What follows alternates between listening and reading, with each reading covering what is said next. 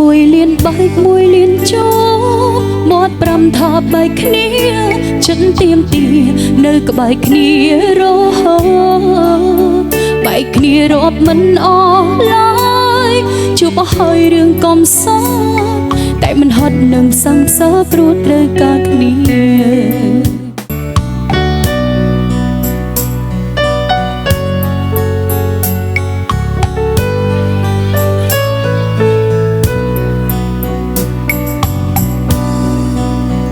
រឿងជីវិតគូសួរថាផ្អែមឬក៏លុយមានតែយើងពីរនាក់ទៅដឹងច្បាស់ក្បែរមិនសូវត្រូវតែពេលនៅឆ្ងាយនឹកគ្នាណាស់ហើយមានពេលខ្លះយើងទាំងពីរដូចសិតត្រូវ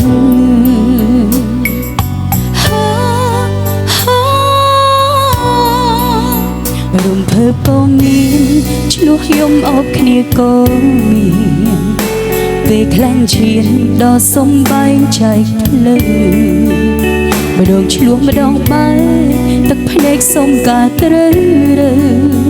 ទៅណាមិនឆ្ងាយឃ្លាតមួយថ្ងៃនឹកស្ទើរឈួតឃ្លាតមួយថ្ងៃនឹកស្ទើរតែឈួតមួយលៀនបែកមួយលៀនចូលមាត់ប្រាំថាបែកគ្នាចិត្តទៀមទានៅក្បែរគ្នារហូតបែកគ្នារាប់មិនអស់ឡើ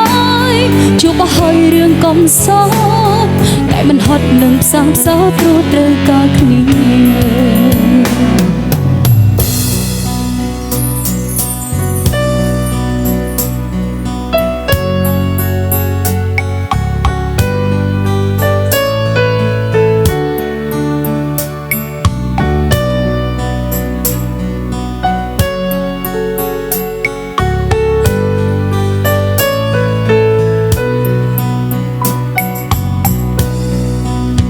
រឿងជីវិតគូសួរថាផ្អែមឬក៏ល្វីងមានតែយើងពីរនាក់ទៅដឹងច្បាស់ក្បែរមិនសូវត្រូវតែពេលនៅឆ្ងាយនឹកគ្នាណាស់ហើយមានពេលខ្លះយើងទាំងពីរដូចសិតត្រូវ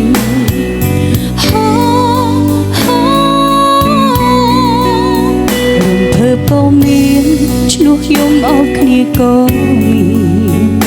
ពេលខ្លាំងឈានដល់សំបែងចែកភ្លើម្ដងឆ្លោះម្ដងបែកទឹកភ្នែកសុំការត្រូវទៅណាមិនឆ្ងាយឃ្លាតមួយថ្ងៃនឹកស្ទើរឈួតឃ្លាតមួយថ្ងៃនឹកស្ទើរតែឈួតមួយលៀនបែកមួយលៀនចូល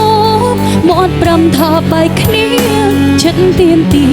នៅក្បែរគ្នារហូតបែកគ្នារាប់មិនអស់ឡើយជួបហើយរឿងកំសត់តែមិនហត់នឹងផ្សងផ្សាព្រោះត្រូវការគ្នា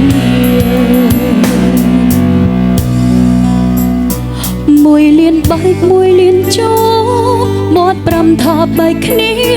ចិត្តទៀមទានៅក្បែរគ្នារហូតបែកគ្នារាប់មិនអស់ឡើយជួបហើយរឿងកំសត់តែមិនហត់នឹងសង្សារព្រោះត្រូវការគ្នាមួយលៀនបែកមួយលៀនចូលមាត់ប្រាំថាបែកគ្នាចិត្តទៀមទានៅក្បែរគ្នារហូតបែកគ្នារាប់មិនអស់ឡើយជួបហើយរឿងកំសត់តែមិនហត់នឹងសង្សារព្រោះត្រូវការគ្នាតែមិនហត់នឹងសង្សារព្រោះត្រូវការគ្នា